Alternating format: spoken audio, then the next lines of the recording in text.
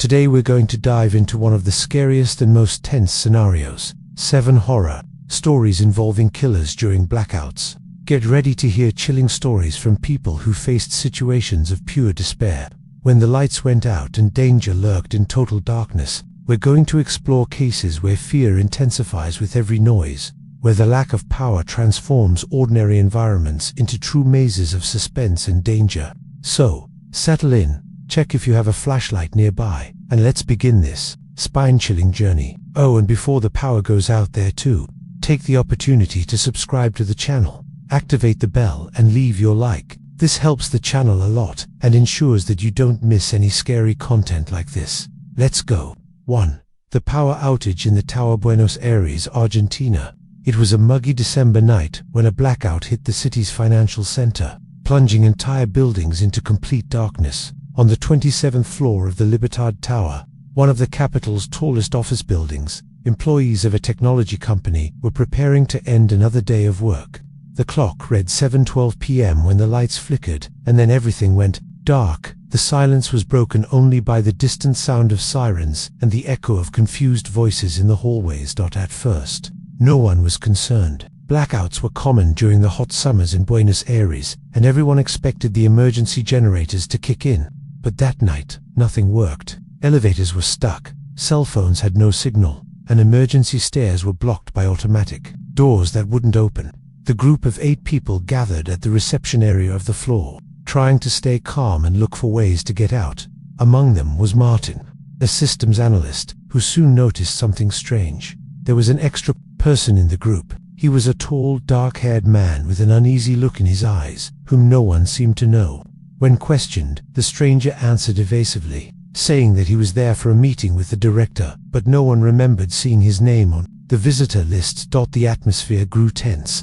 As the temperature rose and the air grew thick, the employees began to split up, looking for alternative exits. Martin and Valeria, the HR manager, decided to search the technical rooms for flashlights or an escape route. Meanwhile, the stranger remained at the reception, watching every movement with disturbing attention. Shortly after, screams echoed from one of the meeting rooms. The others rushed there and found the body of Diego, the intern, lying on the floor, with a deep cut on his neck. Panic set in. The stranger had disappeared, and the group realized they were being hunted. From then on, the night became a game of survival. The killer knew every corner of the tower. He deactivated alarms, blocked doors, cut escape routes. Every time he tried to go down the emergency stairs, he encountered obstacles, piled furniture, cut wires, even improvised traps. The fear grew with each passing minute, and the feeling of claustrophobia was unbearable. Martin took the lead, trying to keep the group together, but the killer was cunning. He used the darkness and chaos to his advantage, attacking when they least expected it. At a certain point, Valeria disappeared without a trace. All that was left were bloodstains and a badge thrown on the floor. The survivors began communicating with notes and signs, avoiding speaking loudly. They tried to improvise weapons with office objects, but they knew they were at a disadvantage. The killer seemed to predict their every move, anticipating their actions and taking advantage of their growing fear in a desperate attempt to call for help. Martin managed to access the server room, where he found an old telephone connected to the landline. He called the police, but the line was cut off before he could give details of the location. Time seemed to drag. The group, now reduced to 4 people, hid in a meeting room, blocking the door with tables and chairs. Tension reached its peak when they heard slow footsteps approaching down the dark hallway. The killer knocked on the door calmly, as if he knew time was on his side. In the midst of desperation, one of the employees tried to escape through the ventilation shaft, but was intercepted and dragged back into the darkness. Dawn brought a faint light through the windows, but it did nothing to alleviate the terror. When rescuers finally managed to access the building, they found only 2 survivors, in a state of shock, locked in a room. The killer had disappeared, leaving behind a scene of horror, scattered bodies, marks of struggle and messages written on the walls in blood, suggesting that everything had been precisely planned.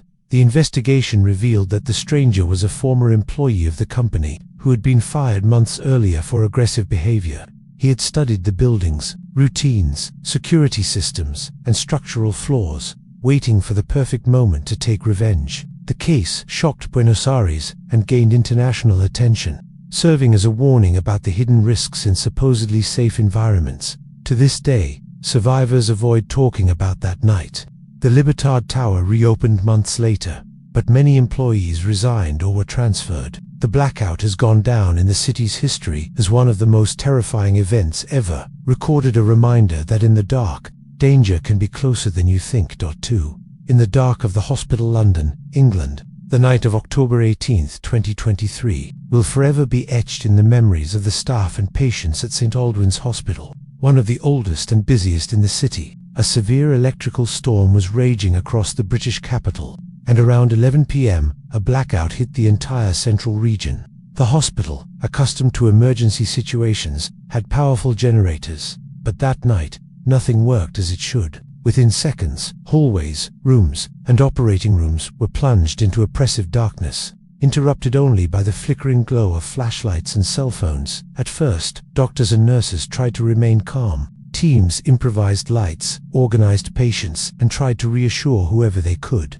Among them was Dr. Emily Carter, an experienced on-call nurse known for her coolness in crisis situations. She walked the halls, guiding colleagues and trying to maintain control of the situation. But she soon realized that something was very wrong. Nurses began to disappear, vanishing from different sectors of the hospital without a trace. The first to go missing was Mark, a nurse in the emergency room. He had gone to get flashlights from the basement storage room and never returned. Shortly after, a nursing assistant who had gone out to look for Mark also disappeared. The two-way radio was dead, and panic began to spread among the staff. Emily, suspicious, decided to investigate on her own. In the storage room, she found a fallen flashlight and bloodstains on the floor, leading to a half-open service door. As she tried to understand what was happening, Emily remembered a new patient, John Miller, an undocumented man who had been found unconscious on the streets and presumed dead after suffering a cardiac arrest. His body was supposed to be in the morgue, but when she checked, Emily found only the bloody sheet and the empty gurney. Panic intensified. Someone dangerous was loose in the hospital, taking advantage of the chaos of the blackout. The atmosphere became unbearable. The hospital, normally a safe haven, had become a maze of fear. Emergency doors were locked, hallways were blocked by stretchers and chairs, and the sound of hurried footsteps echoed in the darkness. Emily realized that the killer knew the building, moving silently and anticipating every escape attempt. The disappearances multiplied. Nurses, security guards, and even a doctor had disappeared without a trace. All that remained were bloodstains and personal belongings scattered across the floor. Determined to survive and protect her patients, the doctor began to investigate the emergency room's files. She discovered that John Miller was a suspect in a series of unsolved murders in London. He had been presumed dead, but in reality, he had faked his collapse in order to be taken to the hospital and escape the police. Now, he was taking advantage of the blackout to eliminate witnesses and ensure his escape. Emily tried to warn her colleagues, but the chaos was already total. Amidst the darkness, Miller moved like a predator, attacking anyone who crossed his path. Emily found the body of a nurse in the supply closet, and in another hallway, bloody trails leading to the padlocked emergency exit. The killer seemed to anticipate every move, cutting off escape routes and using the confusion to his advantage. Fear spread among the few survivors, forcing them to hide in locked rooms and empty hallways. Emily set up an ambush in the radiology ward, using the reflection of a mirror to monitor the hallway. When Miller appeared, she managed to hit him with a fire extinguisher, but he fled, leaving a trail of blood. The hospital became a scene of horror. Muffled screams echoed through the hallways, doors slammed shut, and the smell of blood mixed with that of spilled chemicals. Emily and two colleagues managed to take refuge in the equipment room, where they improvised barricades with stretchers and cabinets. Time seemed to drag, each minute marked by the sound of approaching and retreating footsteps, as if Miller were toying with his prey. At one point, Emily heard the sound of breaking glass upstairs. She crept upstairs and found the doctor's break room ransacked. On the floor was a message written in blood: "You will never get out of here." Her terror reached its peak. Emily realized that Miller wasn't just trying to escape, he wanted to turn the hospital into his hunting ground, systematically eliminating everyone he encountered. With few survivors left, Emily and her colleagues decided to try one last resort: access the roof, where they might be able to pick up a cell phone signal. They traversed dark hallways, dodging makeshift trap-stretched wires, sharp objects, and blocked doors. Once on the roof, they managed to send a distress message. As they waited, they heard Miller forcing open the access door, but they managed to block it in time. The rescue arrived at dawn. The hospital was a nightmare scenario. Bodies strewn about, doors broken, blood running down the corridors. John Miller had disappeared without a trace, and the police found only his bloody clothes near the service exit. The case shocked London and gained international attention, serving as a warning of the hidden risks even in the most protected places. The story of the blackout at St. Aldwyn's Hospital has become the stuff of legend among doctors and nurses in the city. Emily, scarred by the trauma, never worked night shifts again. The hospital stepped up security, but many staff asked for transfers or leave. The episode remains unexplained, fueling fears that, in the darkness, the real danger may be closer than one imagines. 3. Blackout in the suburbs, Toronto, Canada. Spring 2024 promised peaceful nights in the residential neighborhood of Willowdale, known for its tree-lined streets and families greeting each other door to door. But everything changed one April night, when an unexpected electrical storm transformed the suburb into a scene of pure terror. At 9:37 p.m., a deafening clap of thunder preceded a total blackout. Lights in houses, streetlights, stores, and even traffic lights went out all at once, plunging the neighborhood into absolute darkness, broken only by flashes of lightning that momentarily illuminated disturbing silhouettes in windows. The mood inside the Peterson home was one of growing apprehension. Sarah, a mother of 2 young children, lit candles and searched for flashlights, while her husband Daniel tried to contact the power company on his cell phone, unsuccessfully, because the signal was intermittent. The frightened children clung to their parents, and every noise outside seemed amplified by the lack of light. The wind rattled the trees against the windows, and the heavy rain drowned out any distant sounds. Soon, strange sounds began to echo through the street, first distant sirens, then muffled screams, and the sound of doors slamming. Daniel peered out the window and saw shadows running between the houses, but he couldn't make out their faces or intentions. He thought they were neighbors trying to find shelter. But Sarah, suspicious, suggested locking all the doors and windows. The couple acted quickly, reinforcing entrances and gathering the family in the living room. At 10 p.m., a metallic noise in the backyard made Daniel investigate. With his flashlight in hand, he saw the back gate ajar and muddy footprints entering the garden. He hurried back, locked the door, and warned Sarah. Fear set in when they heard soft knocks on the front door, followed by absolute silence. Soon after, the sound of breaking glass came from upstairs. They ran upstairs and found the window to the children's room open, the curtains flapping in the wind. On the floor, a black mask damp from the rain and dirty handprints on the wall. The intruder was inside the house. Desperate, they tried to call the police, but the landline was dead and their cell phones had no signal. They locked themselves in the bathroom, listening to heavy footsteps in the hallway. The intruder seemed to know exactly where they were, knocking on the doors calmly, almost playing on the family's fear. In complete silence, Sarah hugged her children while Daniel looked for something to defend himself with. Outside, sounds of fighting and screams echoed through the street. The entire neighborhood seemed under attack. Later, they discovered that other homes had also been broken into. The intruder, or perhaps more than one, took advantage of the blackout and storm to capture residents, taking them out without a trace. Neighbors reported seeing masked figures dragging people into dark vans, disappearing into the night without a trace. In some homes, doors were just ajar, with no signs of forced entry, indicating that the intruders knew the residents' routines and knew which homes were most vulnerable. Inside the bathroom, the tension was unbearable. The intruder tried to break down the door, but Daniel managed to push it back in using his own body weight. Silence returned for a few minutes, until they heard the back door open again. Quick footsteps came down the stairs, and then everything went quiet. The family remained locked in until dawn, when they finally heard familiar voices outside. When the police arrived, they discovered that at least 6 homes had been broken into, and 3 people were missing. There were no signs of forced entry in most of the homes, and the security cameras had stopped working along with the power. The neighborhood, once safe and welcoming, was gripped by fear and distrust. Investigations revealed that the attacks had been precisely planned. The intruders knew the residents' routines, knew which homes were most vulnerable, and used the storm and blackout as perfect cover. None of the missing people were found, and those responsible were never identified. In the days that followed, reports of frightening encounters multiplied. A neighbor claimed to have seen one of the masked men looking out her living room window before disappearing into the rain. Another family found handprints on the outside walls, as if someone had tried to climb up to the second floor. Fear spread, like the darkness of that night itself.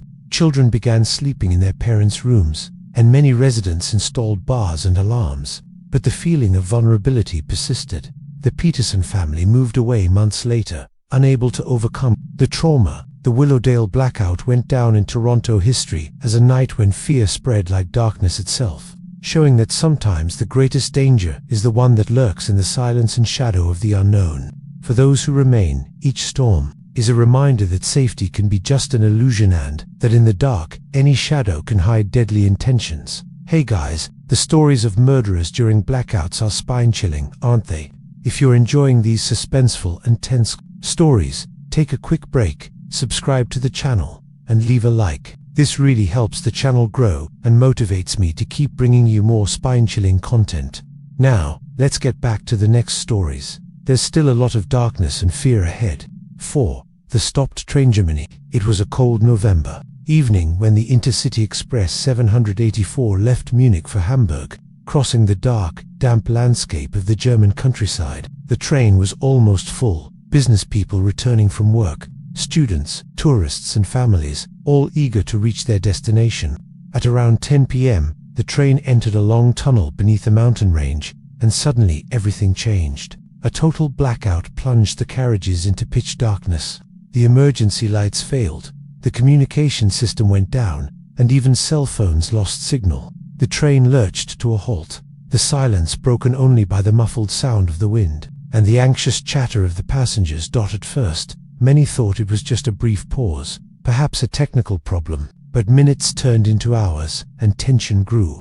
With no information, passengers began to explore the carriages, looking for staff or anyone who knew what was happening. The engineer and conductors had disappeared. The air grew heavy, and claustrophobia spread through the narrow, stuffy corridors. It was then that the terror began. A scream cut through the silence coming from the back carriage. Some passengers ran over and found the body of a young woman, lying between the seats, with strangulation marks on her neck. Panic gripped the train. Someone among them was a murderer, taking advantage of the darkness and isolation of the tunnel to attack. Desperate, the passengers tried to organize themselves, but fear and distrust quickly grew. No one knew who was responsible, and everyone became suspicious of each other. Small groups formed, each trying to protect their own members. But the killer was cunning. He used the darkness of the corridors to move silently between the carriages, attacking by surprise and disappearing without a trace. With each new attack, panic grew. A man was found stabbed to death in the bathroom, a child disappeared without a trace, and a woman was found unconscious, with signs of a struggle. Passengers tried to block the doors between the carriages, but the killer always found a way through. Fear turned to paranoia. Accusations, fights and screams echoed through the dark carriages. Among the passengers was Anna, a young psychology student who tried to stay calm and help others reason. She noticed that the attacks followed a pattern. The killer always struck during moments of greatest confusion, taking advantage of the chaos to blend in with the victims. Anna began to observe the behavior of the others, looking for signs of nervousness or inconsistencies in their stories.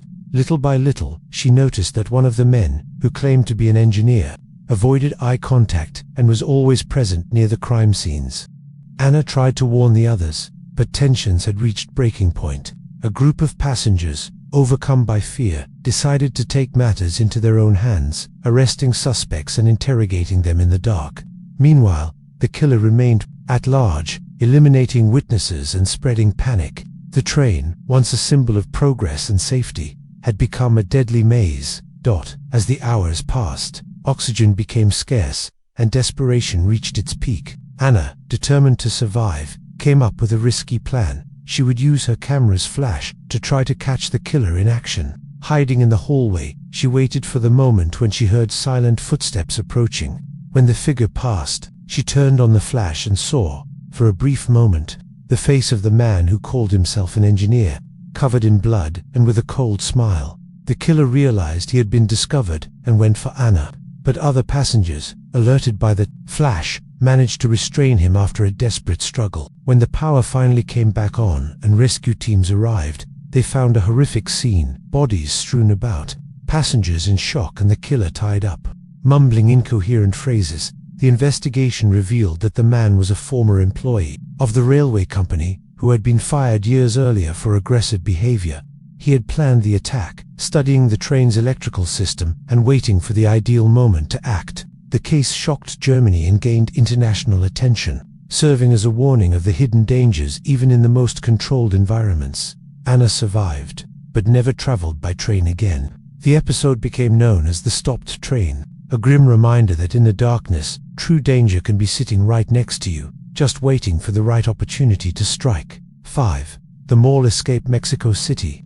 It was a Friday night in early summer, and the Plaza Aurora shopping mall was packed with families, couples, and groups of friends taking advantage of the last sales before the stores closed. Among them, a group of 5 teenagers, Camila, Diego, Fernanda, Luis, and Javier, celebrated the end of their high school exams by eating fast food and taking selfies in the brightly lit hallways.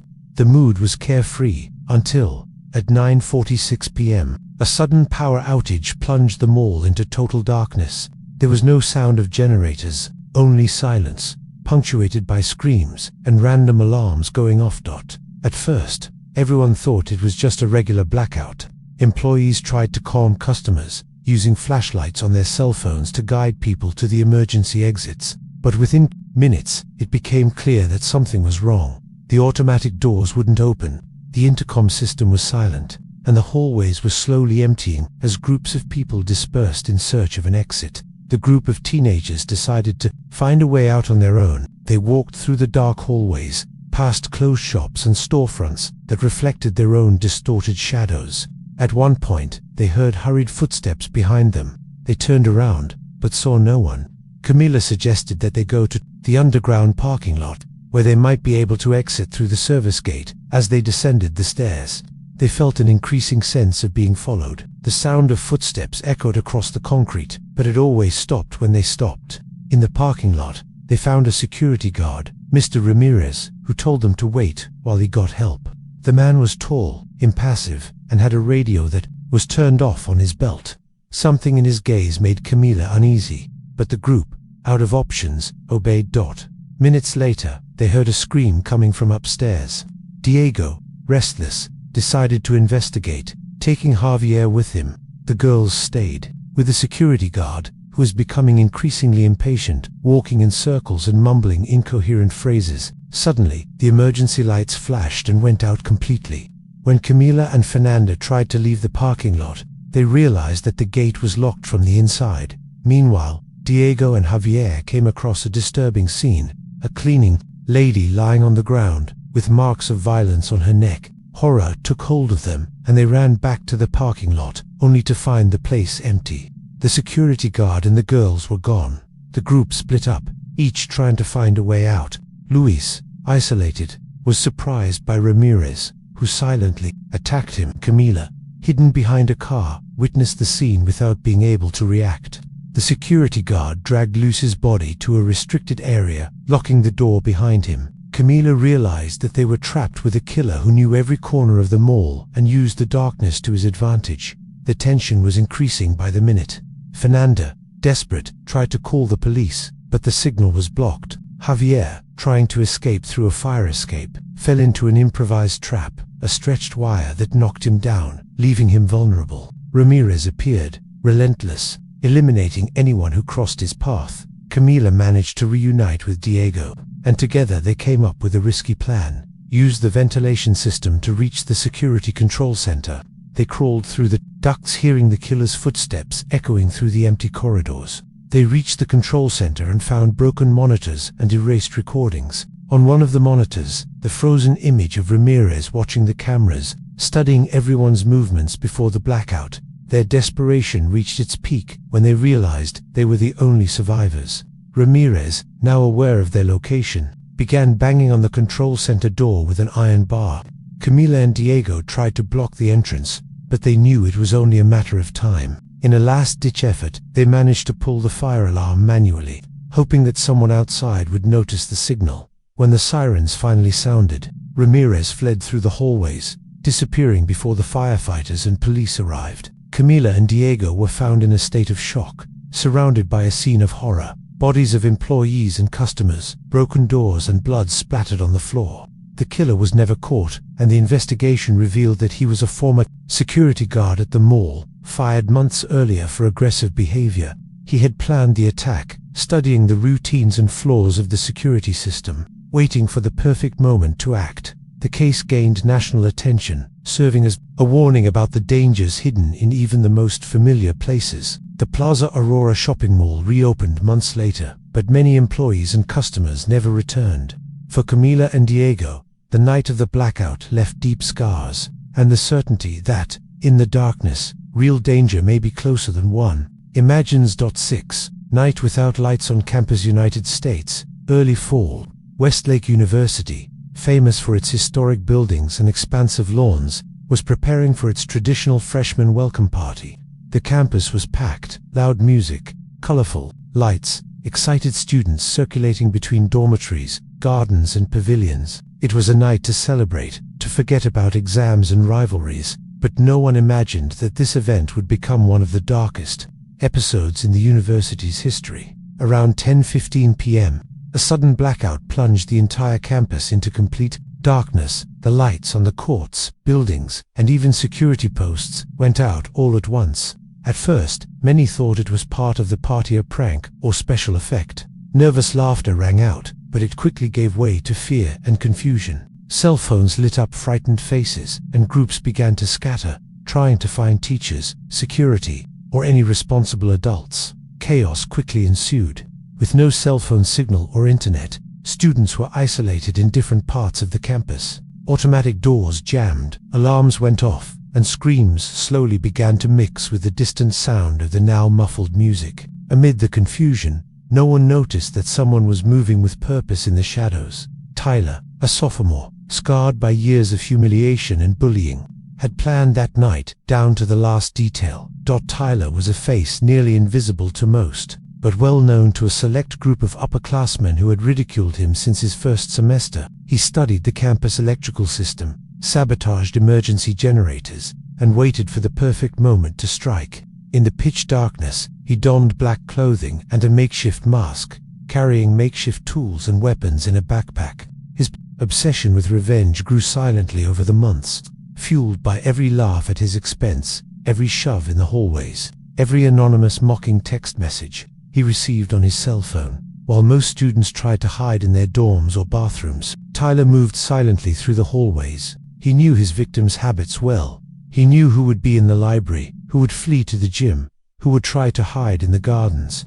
One by one, he located the upperclassmen who had humiliated him, taking advantage of the panic and lack of communication to attack them without witnesses. The campus, once a space of freedom, became a labyrinth of fear and paranoia. Tensions were rising by the minute. In one dorm, a group of students tried to makeshift barricades with furniture, but Tyler cut the power to the electronic locks, leaving them vulnerable. In another building, a student managed to send a distress message using the emergency Wi-Fi, but the police didn't arrive until hours later, after most of the attacks had already occurred. Screams echoed through the dark hallways, and rumors spread quickly. Someone is attacking people. It's a madman with a gun. Stay together. Don't go out alone. Fear turned to paranoia, and some panicked students ended up injuring themselves trying to escape through windows or fire escapes. Tyler, cool and methodical, always seemed to know where to strike next. He used little-known shortcuts, maintenance, passages, and even service tunnels to move around unseen.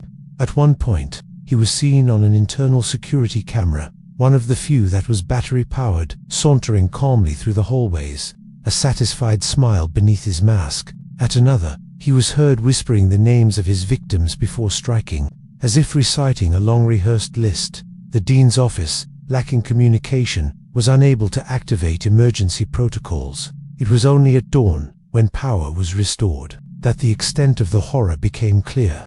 7 students were found seriously injured in different parts of the campus, and 2 did not survive. Tyler was found hours later, sitting calmly in the empty cafeteria, waiting to be found. He did not try to escape, did not put up any resistance. In his testimony, he described in detail every humiliation he suffered, every plan he hatched, every attack he carried out. He said he wanted everyone to feel the fear and helplessness that had haunted him for years. The tragedy shocked the country, sparking debates about bullying, mental health, and safety in college settings. Westlake University tightened its protocols, installed new security systems, increased the presence of armed guards, and offered psychological support to survivors, but the scars remained. Many students left campus, unable to overcome the trauma. Faculty and staff reported anxiety attacks and insomnia, and the homecoming party was never held again. The night without lights on campus became a dark legend, a warning about the dangers hidden even in the most familiar environments. For those who survived, it was certain that, in the darkness, the most dangerous ghosts are not supernatural. They are those that society itself ignores, until it is too late. And, since then, with each new semester, freshmen and seniors silently remember that night when fear spread like a virus, showing that, sometimes, the greatest danger is hidden behind an ordinary face, just waiting for the right opportunity to act. 7. The Elevator Killer. Paris, France. It was a muggy August night when a power outage hit the 16th arrondissement, one of the city's most elegant and quiet neighborhoods. In the 10-story La Mirabeau apartment building, residents were getting ready to sleep or enjoy the weekend, when, at 10:19 p.m., the lights flickered and went out for good. The modern, silent elevators suddenly stopped between floors, leaving several residents trapped in steel cabins in absolute darkness, interrupted only by the intermittent glow of cell phones. At first, the mood was one of discomfort and impatience. Some tried to calm their children, others pressed the alarm button, waiting for the generator to kick in, but the emergency system failed. Without air conditioning, the temperature rose quickly, and anxiety took over the cabins. In one of them, there were 4 residents: Madame Lefebvre, an elegant elderly woman; Paul, a recently divorced lawyer; Aline, an architecture student; and a man no one recognized, silent, with a fixed gaze and trembling hands. While they waited, they tried to talk to ease the tension. The stranger spoke little, responding only in monosyllables, looking away. Aline, restless, felt a shiver when she realized that he was watching every move of the others, as if calculating something. Time passed, and the air became heavier. In another elevator, 3 neighbors argued about how to get out, banging on the doors and shouting for help, but the entire building seemed isolated from the world.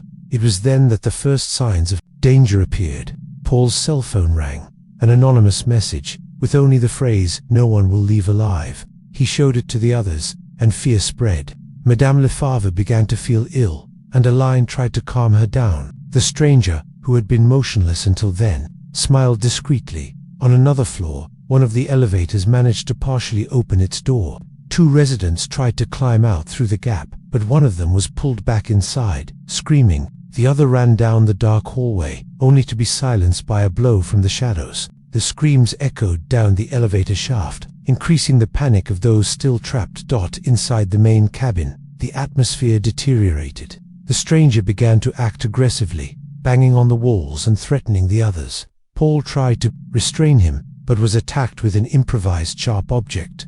Aline and Madame Lefebvre, shocked, realized that they were at the mercy of someone dangerous. The man revealed, in whispers, that he was a wanted fugitive who had been hiding in the building for weeks, waiting for the right moment to escape. The blackout was his perfect opportunity. He knew that, in the darkness, he could eliminate witnesses and escape without being noticed. As chaos spread through the elevators and hallways, other residents tried to communicate via text messages and audio, but the signal was unstable.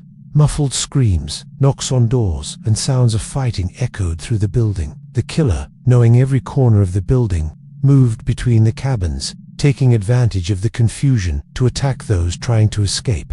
Aline, desperate, used her cell phone to record a video, describing the attacker and asking for help. She sent the file to a group of neighbors, hoping that someone outside would hear the alert. Meanwhile, the fugitive tried to force open the elevator door, threatening everyone with an improvised blade. Madame Lefebvre, in a last act of courage, tried to distract him, allowing Aline to escape through a crack when the door finally gave way. Aline ran through the dark hallways, hearing the killer's footsteps behind her. On other floors, she found broken doors and fallen bodies. The building, once a symbol of security, had become a deadly maze.